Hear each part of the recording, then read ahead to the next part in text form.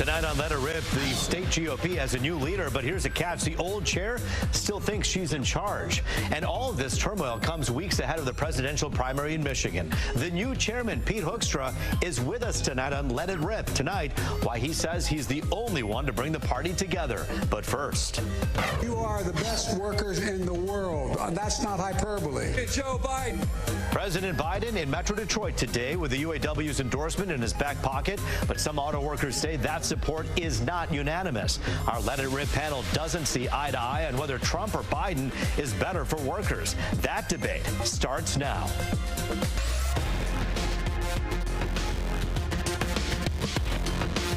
And so time now to Let It Rip with Democratic Congresswoman Debbie Dingell, fresh off the visit from, of course, President Biden in town. Oakland University political science professor Dave Dooley has been getting a lot of national attention in the last few days because of all eyes on Michigan. And live via Skype, Auto Workers for Trump 2024 founder Brian Pennebecker. Fox 2 anchor and attorney Charlie Langton with us as well.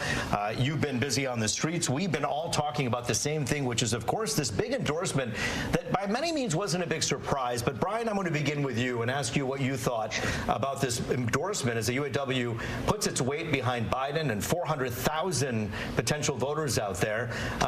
It made Trump a little angry, wouldn't you say? Yeah, well, Donald Trump knows he did a lot for the auto workers. He came to Macomb County and asked for their support and largely got it. Macomb County is the home of the Reagan Democrats. Donald Trump's aware of that. Donald Trump's policies, his energy policies, his economic policies overall really benefited middle-class working people like the UAW members.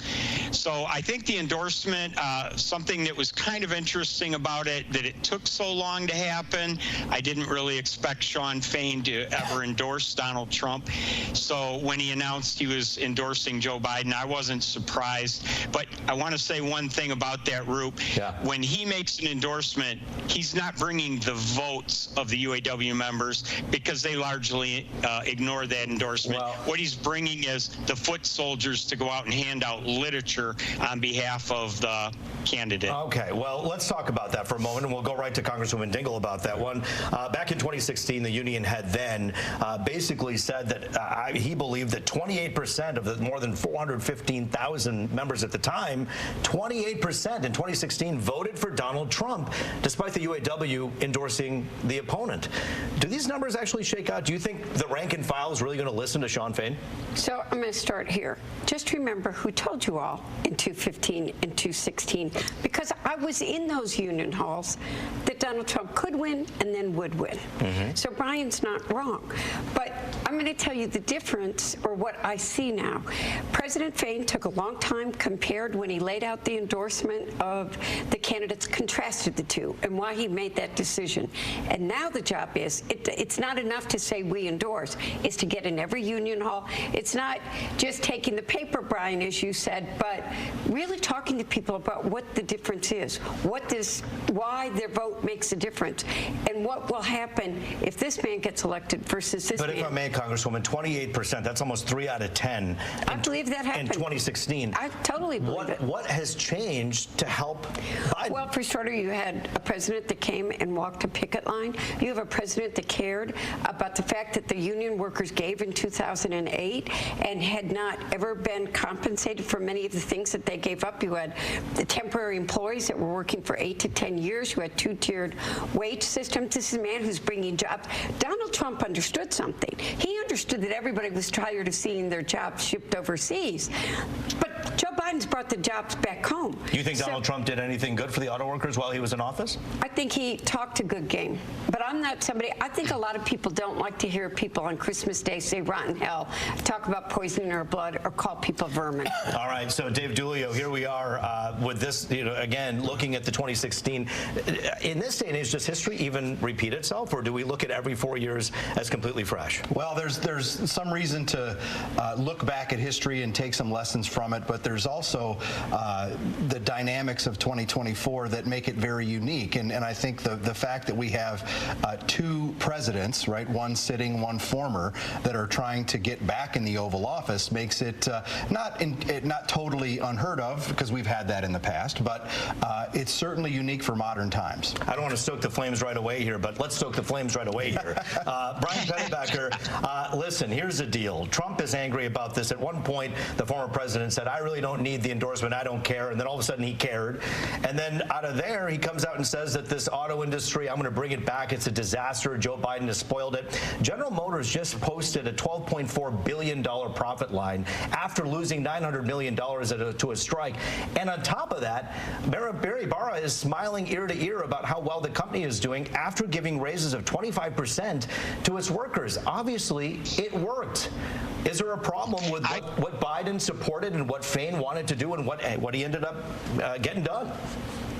Group, I've never defended the high salaries of the people like Mary Barra. I've never denied the fact that the auto companies, all three of them, have made huge profits. That really has nothing to do with the endorsement that Shawn Fain gave to Joe Biden.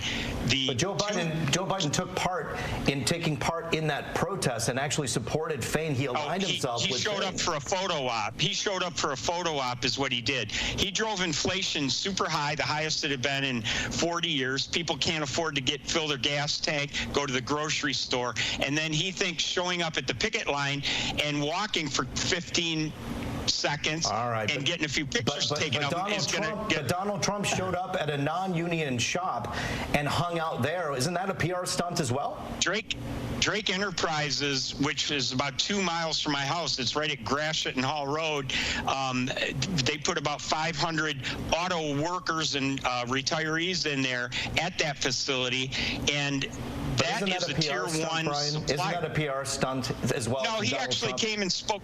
He actually came and spent about 2.5 hours there with the auto workers. What's the difference between what Joe Biden did and Donald Trump did on that in that week?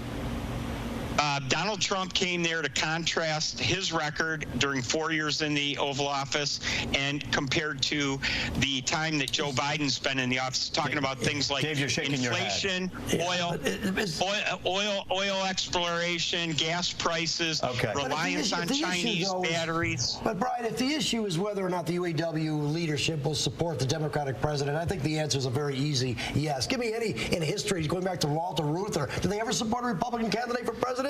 I don't know if they did. Did they? Maybe Hoover's. I don't even know. I don't think so. Anyway, well, Charlie, it's not that shocking, though.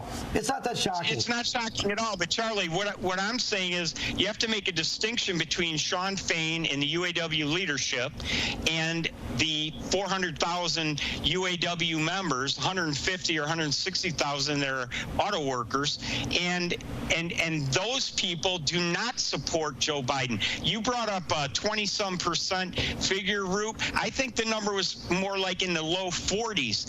The people I worked with at the Ford Sterling plant, about half of them voted for Donald Trump in 2016. I'm going to vote Democrat. Do you believe, Brian, that Donald Trump believes for union workers that retirement security, better wages, and health care are critical pieces? Do you think he gets it? Does he understand kitchen table politics? Does he understand what the working man is going through? Donald Trump absolutely gets it. Shawn Fain did a good job of negotiating this most recent contract. I don't have a problem with that. The UAW had been getting beat up by the companies for 2 or 3 contract cycles. They'd given away, Debbie mentioned 2-tier wages, part-time auto workers. Yeah. That had all been negotiated by the UAW, not by Donald Trump. Okay, go ahead. I want to make a point then. That's exactly why this endorsement means something. This president, Fain, doesn't put his name on something. He spent a long time. He did not endorse when he was under enormous pressure too. People were mad at him, White House, etc. But President Fain doesn't put his name on anything. He is going to talk to his workers. He's not going to put political pressure. He's going to give them the facts, and he's going to go in union halls. How important are these endorsements? Well, I think in some ways they're not right now, and in other ways that they are, right? I think this is such an interesting and unique situation that we have with these two candidates. and they've both been around for such a long time that people know where they stand on Joe Biden and they know where they stand on Donald Trump. So how much is this going to move the needle? Probably not a whole lot, but it might be just enough in a state that is so competitive, right? Joe Biden wins in 2020 by 154,000 votes. Right. That's not that big of a margin, and with some of the other dynamics that are at play right now, you lose a little bit more of that union vote, you lose a little bit more of that blue-collar vote, and it becomes difficult. Doesn't this show that there is an importance of a union endorsement? I mean, President Trump, correct me if I'm wrong, I think he's talking to the Teamsters right now. He's looking for their endorsement right now. He wants to listen. And unions are important. Unions, I think, because of Sean Fain, give him credit. He did a great job for the worker, and there's a lot of workers out there. More workers, voters, than the 1%ers. And Trump's not dumb. He knows that, so he can't give the UAW. That's history. But maybe the Teamsters. And I will bet that he doesn't get the Teamsters in the end. I don't know. And I'm going to I'll make a bet with you right here, right now. But I want to say that an endorsement only means something if you go out and show why it means something, and you work it, and you work your membership, and you put meaning behind it. And I'll make you this bet: the UAW is going to put meaning behind that. I'll tell you right now, one thing that there was a lot of talk about, and that one that perhaps Sean Fain and Donald Trump could agree on, is the emphasis on electric vehicles. During the negotiations, he was very concerned about that. Are you at all concerned about electric cars putting workers out of work because of this drive to do this? I have two viewpoints on this. Well, two different. You got to look at the whole picture. We've got to make sure the infrastructure is there to support it. It's not. But it's got to get built out more, and they got to make sure they're investing to do it. You got to get the chargers out there. But I'm not going to let China outcompete us. In the 1970s, we were not ready. The domestic companies weren't ready when gasoline prices went up. Japanese were building smaller cars. We lost a decade to a foreign country, and I'm going to keep this country, this state, at the forefront of innovation. How do you do that? China is pouring money into electric vehicles. To Trump's point right now, he actually says, look, all this money is going to China. We got to get rid of this dope. He called President Biden a dope and said, vote for me, because here's the deal. The electric batteries in all of these cars, so many of them are made in China. That's not changing overnight. Well, we need to make them here, and the work is beginning to be done. China's spending a fortune investing in all of this R&D. We got to do public-private partnerships and invest and keep ours. But they're buying the cars today. Isn't that a problem when we're buying the cars today and the money goes? Go ahead. No, there's a parallel here between 2016 and 2024, right? Donald Trump came to Macomb County and Michigan, other communities, and said in 2016, I'm going to renegotiate NAFTA. I'm going to get us out of TPP. And he did both, right? And NAFTA is an incredibly important and salient issue for folks and for union workers in Macomb County who blame tough economic times on that law. So ask Ross Perot, he'll tell you. Very much so. So if Trump is going to come and talk to workers here in Michigan, and I think he probably will very soon, you might see some similar messaging on that. We have to go, but I want to thank our panel for joining us. We have a lot more to talk about in the game of politics. Congresswoman Dingell, after a busy day with the president, back here in this chair from Air Force One to the Let It Rip set. We appreciate you joining us. Dave Dulio, you'll join us on the other side of the break. Brian Pennebecker, always good to see you. Bring back some sun from Florida. Still ahead, who's in charge of the state GOP? It depends on who you ask. Christina Caramo says it's her, but Pete Hoekstra was voted in, and guess what? He's joining us next, talking about why he's the one to bring the frustrated party back together. That debate when we come back. All right, back now, Let It Rip, talking about the new leadership at the Michigan Republican Party. The new chairman, Pete Hoekstra, is with us now, as his former Democratic State Representative Leslie Love for the Democratic Perspective, and Oakland University political science professor Dave Dulio, who drives it right down the middle to talk about what we should be thinking about this stuff. And Fox 2 anchor and attorney Charlie Langton, a man who rarely sleeps, and I think you got a couple hours last night, so you could bank that for this show. Right. Glad you're with us. All right, guys, before we get into the conversation, I want to show you this screen grab real quick here from the state Republican Party's website. This was just a few hours ago, taken this Thursday evening, still showing Christina Caramo as chairwoman. She says she's still the chair, and the vote to oust and replace her was not done according to the bylaws on January 6th. Ambassador Hoekstra, you look at this right now and you kind of go, as a good viewer at home is watching this, going, what in the heck is going on here with this party? Why does the website still have Caramo's face on it if you're the chair? Well, Christina still controls the website. She controls the bank books and those types of things. Not a bad position to be in.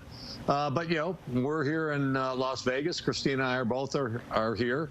The RNC has provided a preliminary review of the process that happened on January 6th to remove her for performance or lack of performance. They've indicated that they believe all the bylaws have been passed. They've removed her name as the chairwoman of the Michigan Republican Party from their website. They're going to do a deeper dive. They understand how important this is. When do you get the keys to this car? When do you finally get the bank account? Well, I think the RNC will make an adjudication of, you know, who they recognize as the chairperson probably sometime next week. Then with the state committee having acted, the president having made a very, very clear statement as to who he prefers in the job and who he wants in the job, and then the RNC speaking, you would think that the keys would be coming over relatively quickly. So right now, you contend you are the chair of the Republican Party in the state of Michigan. I contend that, yes, I am the chair. But like I said, we're waiting for the final verification from the National Republican Committee. You know, we're very hopeful, and we expect that decision, that is the decision that they will make, that I am the chair. I want to get to our panel here in a second, but while we have you, you're the biggest get really in this town right now. I have to ask you one more question. I mean, when you zoom out and you look at what's happening with your party, do you shake your head and are you embarrassed by the happenings of the last few weeks, last few months? Well, you know, it's depending on you know, how you define the party. If I'm taking a look at grassroots Republicans who really don't go to party events and those types of things, they're just home. They're, you know, they're working, they're taking care of their families and those types of things. They're fine. Okay, they have 2 cheerleaders out there every day, getting them enthused and getting them ready for November. You know, they're Joe Biden and Gretchen Whitmer. And then you have this organization that is called the Michigan Republican Party.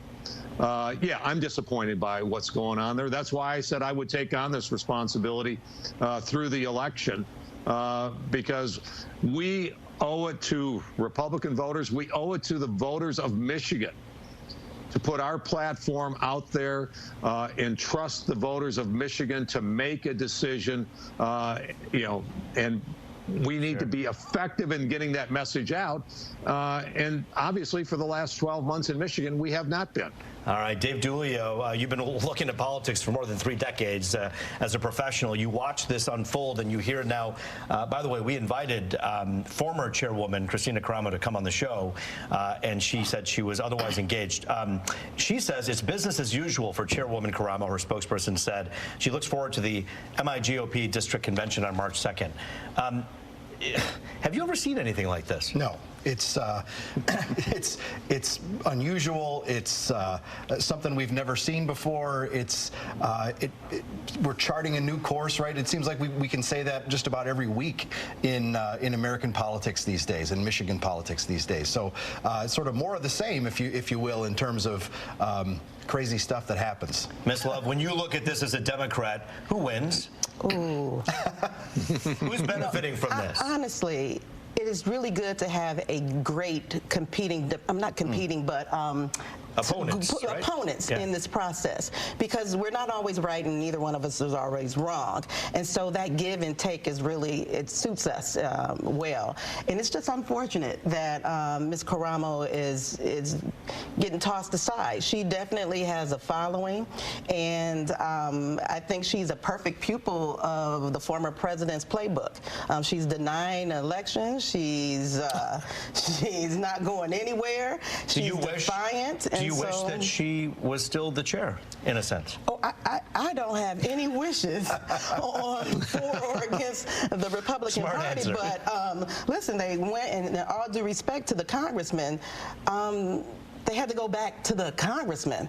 And I think the Republican Party is just in a pickle right now and trying to figure out their direction and who their leader is. Charlie Langton, you're the lawyer at the table. A January 6th meeting, Christina Caramo said the meeting in which they voted her out was illegitimate and they didn't follow the bylaws, therefore she's still the chair.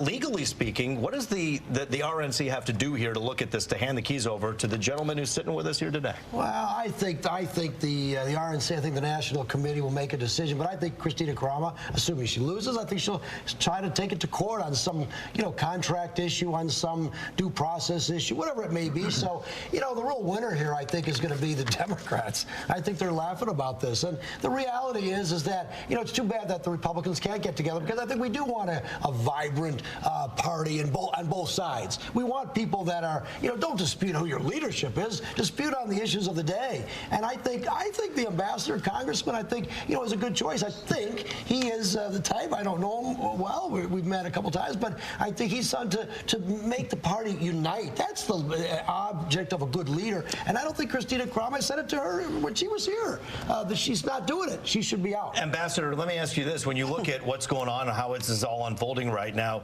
does the average person, our good friends who are Fox 2 viewers who may be on the fence, do they even care who the chair of the MIGOP is? Or do you think it doesn't even matter to them? I think for the vast majority of them, it does not matter. I'm glad they brought me back in. They took me off the bench or whatever, but I'm not on the ballot. Okay, my job is to help orchestrate the messaging for the Republican Party so that the younger faces in our party will be out front and they will have the proper support necessary to get their message out. And as I think a number of you have said, is to then have informed voters going to the polls this fall. I'm in the background. This is not a glamorous job. It's hard work. And but I think I'm up to it, and it's really what Republicans, I think, across the board want. Dave DeLeo? Yeah, Charlie mentioned that the former congressman is a good choice, and I don't have a dog in this fight either, but I would agree, and it's mainly because of the answer that he just gave, right? Where it's not about me. I'm in the background. I'm here to support candidates and help voters make a decision in terms of our messaging, and hopefully provide a strong reason for voters to support Republican candidates, right? That's the job of a party chair, to be in that support role. And I also think too that there's a chance here that and I sound like his publicist, but the congressman is doing good work. He's kind of got a foot in both camps, right? He's certainly got the support of the former president, right? That he came out with a strong endorsement. Sure. But he's also, to go back to his time as a member of the House of Representatives, he's a link to that. And he may not like this word, but the more establishment wing of the party, right? Which is really what has to happen if Republicans. And that's the problem. But isn't that what we need? Isn't that what we need, Leslie Love? That's the problem for Republicans. He represents the establishment, and Christina represents grassroots. Christina is everything Hoekstra is, except she doesn't have any money. And so if she had the money, she would be running this GOP party. Well, okay, Ambassador Hoekstra, what about the voters out there who are both Republican, and one Republican thinks that Trump won the election and that Biden was illegitimate, and then you have another group that says, you know what, Biden won, and I'm going to complain about inflation, but I still support Trump. Where do you fall on that, and how do you, as the head of the Michigan GOP, go about with a narrative about who won the last election? What do you believe? I don't talk about the 2020 election. We've had a president in office now for more than 3 years. This is about 2024. Making a choice between two very, very different visions for America. This is not about relitigating 2020. This is about moving forward and for voters making a decision into what direction they want to go. We've got the crisis. Sorry, we got the crisis on the border. But the crisis on the border. We've had inflation. We've got the what's going on in the Middle East and Ukraine. I don't think there could be a clearer choice moving forward, rather than taking a look in the rearview mirror. If former President Trump is convicted of anything and found guilty of anything, 58% of people who are polled said they would not vote for him. Does that concern you? Sure, it concerns me. Elections are about winning. they're not about running a good race and losing. You want to win an election. I don't think the president's going to be convicted of a felony. I think that, we're going to go forward and we're going to have two very, very, we're going to have a chance to get different candidates. Different candidates, and the voters will make this choice. It's not going to be the courts. And it's up to the people on the other side of this camera. And Ambassador Hoekstra, stick with us for a quick moment here. Don't sign off. We're going to come back on the other side of the break with final thoughts. We'll be right back. Final thoughts, Ambassador Hoekstra. The best days for America, as always, are still in front of us. Leslie Love. Well, first, happy Black History Month. Yes, indeed. And we do have an excellent presidential choice in Joe Biden. So don't listen to anything this guy says. Dave Dulia. By Election Day in November, all of this nonsense with the Republican Party in Michigan is just a blip on the radar screen, and it's going to be down to who the voters are going to choose, Donald Trump, Joe Biden. Charlie I agree with the professor. It's going to be the Biden or Trump, and pick your president. There we go. Whatever you are, red or blue, the point is to get out there and vote. Make sure you do it no matter what. That does it for this edition of Let It Rip.